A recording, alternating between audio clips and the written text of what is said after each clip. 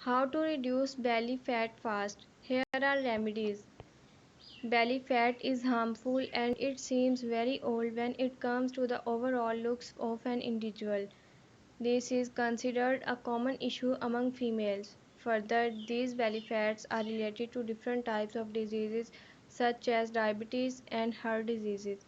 Also, losing belly fat introduces looks and overall health benefits. A lot of women are committed to losing their belly fat, but they don't know how to reduce belly fat.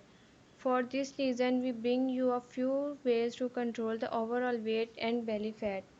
Fiber diet, avoid junk food, walk, high protein diet, stress levels. Fiber diet, a high fiber diet or taking fiber in the soluble solution helps you better digest the food. Fiber is known to be the natural ingredient for losing weight in the body and especially belly fats. Avoid junk food. Avoiding junk food may lead to reducing belly fat. These junk food are deep fried in oil that allows the food items to accumulate in the stomach, resulting in belly fat. Walk. Right after you have taken your meal, the woman and man must take a short walk so that the food gets better digestion. High protein diet.